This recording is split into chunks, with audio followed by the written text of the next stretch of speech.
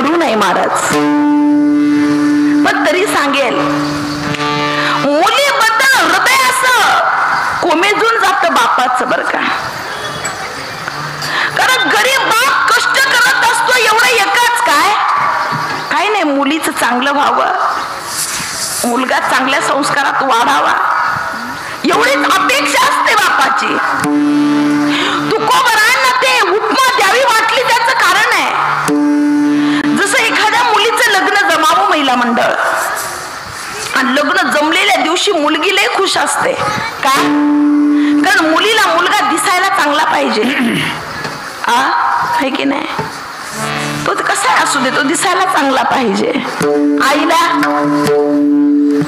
जावई पैशावाला पाहिजे.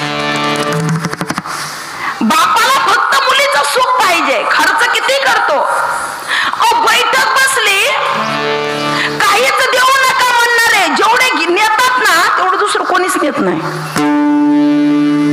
डायरेक्ट हुंडा मागणार नाही, पण ही वस्तू ती वस्तू ती वस्तू. आणि मग आतून आवाज येतो, आवा इकडे या, मुलगा आहे आपल्याला, त्याचं शिक्षण आहे, थांब ग, पोरीचं चांगलं होत असेल तर मी काय घाबरतो का काय. ऐका ना, तोच दिवस उजडतो मायबाप.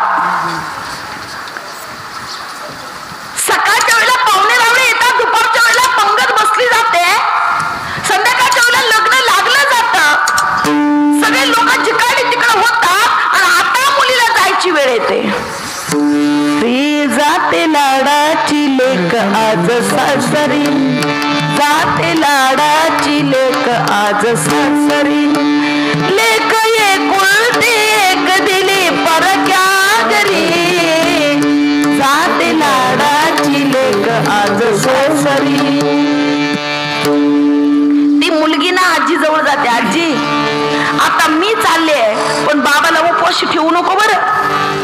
मुलगी जाते तिकडं आणि विचार कोणाचा करते, बापाचा. आणि बाप सुद्धा किती विचार करतो ते मला पुढे सांगायचंय.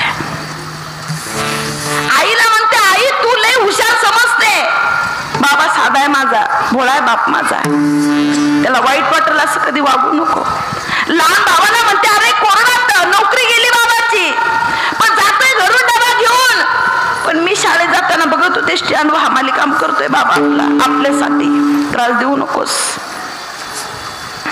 तुकोबारायांना ती उपमा एवढी तुकोबारायांना अंतकरणात, तुकोबारायांच्या अंतकरणामध्ये भाव तयार झाला की जशी त्या मुलीची अवस्था होते ना देवा, शेवटी ती मुलगी सगळ्या मंडपामध्ये शोधते, ती बापाला शोधते. ज्या बापानं कर्ज काढून माझं लग्न एवढं थाटा माटात केले पोरीला माहिती आहे, आणि मग बापाच्या जवळ येते. अरे आतापर्यंत कधी न रडणारा बाप, स्वतःची आई गेली तरी न रडणारा बाप, आता मात्र त्यांना अश्रूला वाट मोकळी करून दिली आणि पोरगी बापाच्या गळ्यात पडते, रडते. ती जी स्थिती होते ना त्या स्थितीचं वर्णन तुकोबाराय करतात. कन्या सासुऱ्याशी जाई मागे परत, बाबा मला जायचं नाही म्हणते, नाही जायचं बाबा मला सासरे.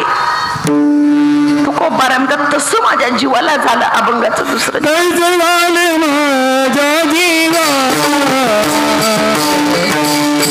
कारण नांदणं खूप कठीण असतं म्हणून बाप रडतो महाराज.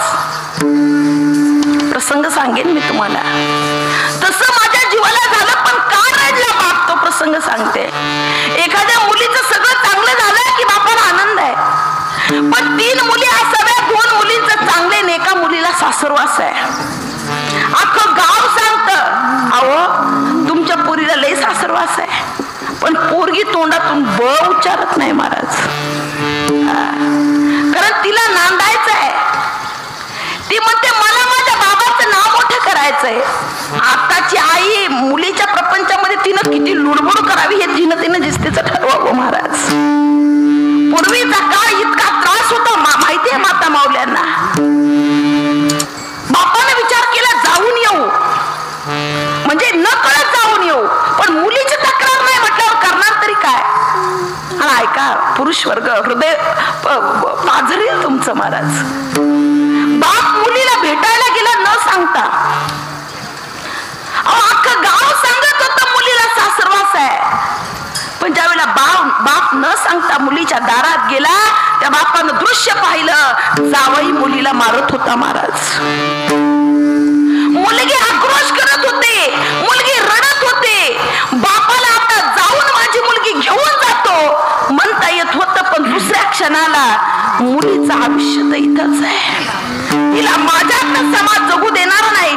दुसऱ्या क्षणाला विचार करणारा तो बाप आहे. म्हणून तर त्याला आधार म्हटलेलं आहे महाराज, म्हणून तर त्याला खांब म्हटलेलं आहे, म्हणून तर त्याला सहन करण्याची ताकद म्हणजे बाप म्हटलेलं आहे. लक्षात उघड्या डोळ्यानं मुलीला जावई मारतोय, बाप बाहेर आहे. बापाला सहन नाही झालं, जोरात खोकला बाप. 1-2 वेळा खोकला, यांना आवाज आला की बाहेर कोणीतरी आलंय. आणि 2 मिनिटानं बापानं आत प्रवेश केला. 1-2-3 मिनिटानं तर सगळं नॉर्मल होतं. व्यवस्थित ऐका, जी मुलगी 5 मिनिटापूर्वी आकांत करून रडत होती, तीच मुलगी 5 मिनिटानंतर एवढी नॉर्मल कशी होऊ शकते? बाबा न फोन करता आला, मला कळवायचं ना मी येणार आहे म्हणून, मी काहीतरी बनवून ठेवलं असतं. बापाला काहीच कळेना हा भास आहे का, रिअल काय आहे आणि नाटक काय आहे. अगं दीदी आता तर काय झालं बाबा? काहीच नाही. अहो तुम्हाला म्हटलं ना तुम्ही ते मोठ्या दीदीकडे जात जावं, मला काही टेन्शन नाही, काही काळजी करू नका बाबा, मी तुमची मुलगी आहे, काही असल्यावर सांगणार नाही का? आता जावं याच्या मनात काही ऐकलंय का काय सासऱ्यानं? लाजकाज खाली मान घालून बसा ना मामांची. चहा पाणी झाला, जेवण झालं महाराज. बाप गाडीवर निघाला आणि बापाने लागून पोरीला बोलवलं, बाई इकडे. काय काय सांगू तुझ्या आईला? तुझ्या आईला काय निरोप देऊ का तुझं नांदणं कसं आहे? सांगा महाराज, काय उत्तर आहे? बाळा काय सांगू तुझ्या आईला की तुझं नांदणं कसं आहे? कदाचित तुम्हाला माझी भाषा कळेल ना, मला माहिती नाही, पण मुलीला उत्तर दिलं, बाबा माझ्या आईला सांगा माझं नांदणं ना कोपरातल्या कळीसारखं आहे. माझ्या नगर जिल्ह्यातली भाषा आहे, तुम्हाला समजावून सांगते मी. कोपरातल्या कळीसारखं. बापाला काहीच नाही कळलं, पण मुलगी बोलून गेली, बाप निघून गेला. बाप म्हटलं मला रडायचंय तर हवेने जाऊन जमणार नाही. मधल्या रस्त्यावरून बाप घरी जायला निघाला. खूप तहान लागली, एका विहिरीजवळ त्यानं गाडी थांबवली महाराज.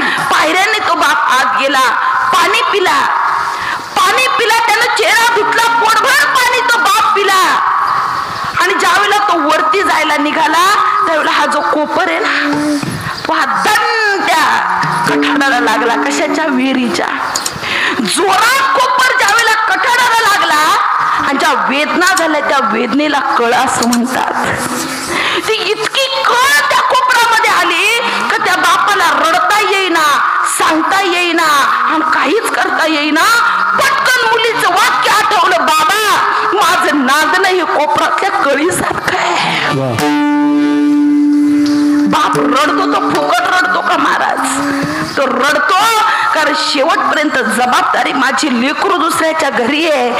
जाईपर्यंत त्या बापाला काळजी त्या मुलीची असते. म्हणून तो कोबारा इथं बापाचा आणि मुलीचा प्रसंग सांगतात. देवा तसं माझ्या जीवाला होतंय. पण मग तुकोबाराने अभंग इथं का नाही थांबवला हाही प्रश्नच आहे.